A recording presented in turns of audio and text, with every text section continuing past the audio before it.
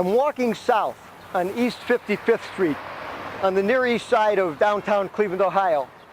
East 55th Street is an important street in my family's history, in the history of the city of Cleveland, and in the history of the United States, and in the history of the cross-pollination of the rock and roll universe.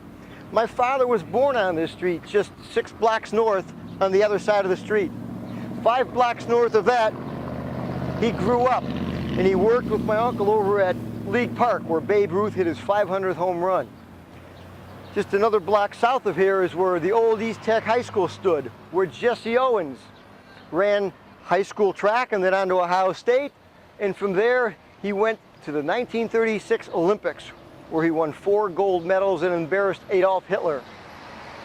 But here at the corner of Central Avenue, which is directly in front of me, and 55th Street, stood the Majestic Hotel. This hotel was here for the first half of the 20th century. In the hotel was the Rose Room, where a lot of black performers came to perform and came to stay because they weren't allowed to live or stay or perform in the hotels in downtown Cleveland. In the Rose Room, 2 young men from Birmingham, Alabama came here, Paul Williams and Eddie Kendricks. After they left Cleveland, Ohio, they went to Detroit, where they became very famous as lead singers of the Temptations. Just a few feet up behind this location here at the corner of Central Avenue and East 55th Street, I have a friend waiting for me. He's part of that history and he knows that history well. This is Paul Williams Jr. Paul Williams Jr. is the 6th child, the baby of the family, of Paul Williams Sr. Absolutely right. Paul, tell us who your father was. My father was actually an original member of the Temptations, and it all began here. It all began right here. It all began here. He left home in Birmingham. It's the first place he moved to. And who did he leave home with? Eddie Kendricks. Eddie Kendricks. Eddie Kendricks. He left home with Eddie Kendricks, and it all started here. Where did they live when they were here in Cleveland, during their short time here in Cleveland? Upweight apartment complex or something like that? Yeah. It's right down the street, right up the road. Just south of here, it's just the other side of where the old East Tech High School had been. Right, absolutely. And in this site behind us where the Goodwill building now stands, My understanding, it used to be a hotel. the hotel, the Majestic Hotel. Where my father used to work, him and Eddie. Your father, Eddie, was a dishwasher. Dishwasher, my father was a bellhop. A bellhop. And at night, what would they do at night? Go singing. They'd sing every All night. night long. I hear they just sing until they could just fall asleep. They sing until they couldn't stay up any longer. They fell asleep, the next morning they'd get up and they'd repeat the process. All over again. Because they wanted to make it in the music business. And they made it. They finally did make it, but not without a couple of bumps and twists and turns. There was a lady here whose name was Caldonia Young. She was a contortionist and what they call a shake dancer. And she convinced your father to stay with the business and not to give up, not to go back to Birmingham, and she took them to what city? Detroit, Michigan. Detroit, Michigan, where they met. Detroit. Where they met.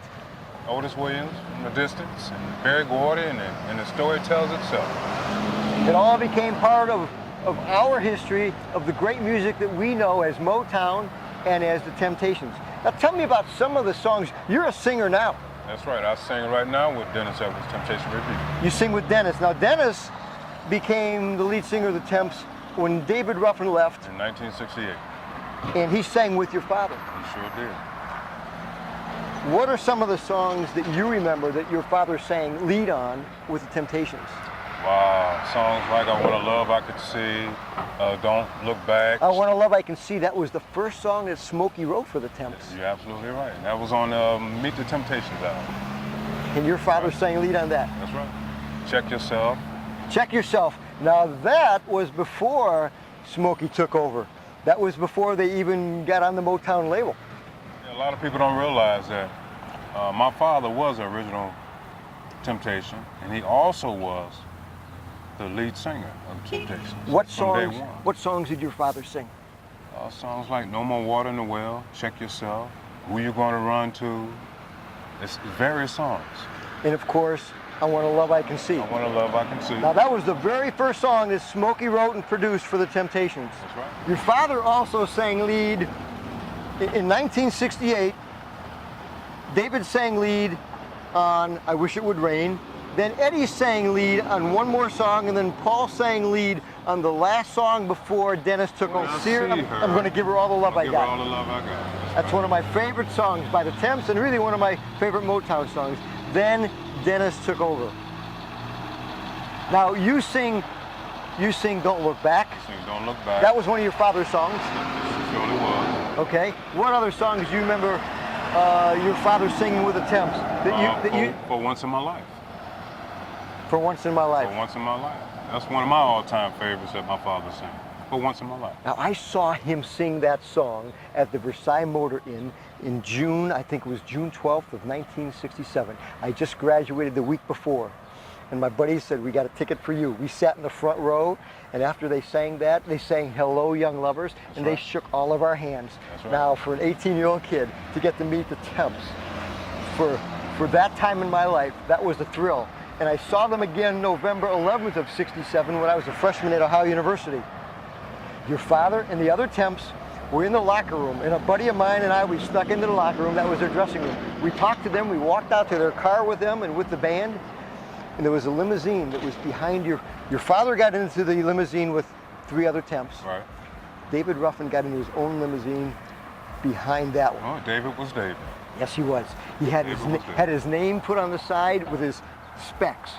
And we talked to your father, we talked to Melvin, talked to Eddie, we talked to Paul, and the 4 of them, we said goodbye, and then David said, put his window down. He wanted us to come over and talk to him. He didn't want to talk to us, but he wanted us to talk to him. Oh, wow. And we asked him why he had his own car, his own limousine. He didn't want to talk about it, but he just wanted us to tell him what a great show it was, and it was, of course. And I think that might have been the last show I've seen. I know it was, that with David leading the Temps. While the Temps have given us great music, 4 of them have passed away. Paul was the first to die at the age of 34 on August 17, 1973, through a sudden and tragic event. David died on June 1st, 1991, after having toured London with Eddie and Dennis. They were getting paid cash every week throughout the spring of 1991, but the promoter didn't have the cash to pay them for the final week. Everyone wanted to return to the United States, but David suggested that he stay behind with his brother Jimmy, who lived in London, until the cash arrived. He carried this large amount of cash with him in a briefcase, took a plane from London directly to Philadelphia. From there, he got into a limousine and went to a crack house. He bought enough crack that he overdosed. The limousine driver then took him with his empty briefcase and dropped him off in front of an emergency room at a Philadelphia hospital, where he died. The following year, Eddie Kendricks lost his life to lung cancer on October 5th, 1992. Eddie and Dennis had toured Japan with Damon Harris. Damon replaced Eddie in the Temptations. Eddie only had one lung at this time, and he needed Damon Harris to support him on stage. This photo was taken on July 18, 1992, the day after the last concert. July 17th was Damon Harris's birthday. A little more than halfway through the concert, Eddie approached Damon and bumped him with his shoulder and said, "Close the show." Damon was puzzled. Eddie did it again. He bumped him and said, "I said close the show." This was Eddie's last concert. Eddie, who was acting as business manager for the group, took all of the money and prepaid his funeral. He knew he was dying, and he didn't want to die like David, who was unable to pay for his own funeral. The final Temptation to have passed away was Melvin Franklin. In 1978, Melvin was the victim of a carjacking. During the carjacking, he was shot 5 times, but the assailant recognized him and said, "I'm going to let you live." His health deteriorated, and in February of 1995, he sunk into a coma, and after 6 days of unconsciousness, he died on February 23, 1995.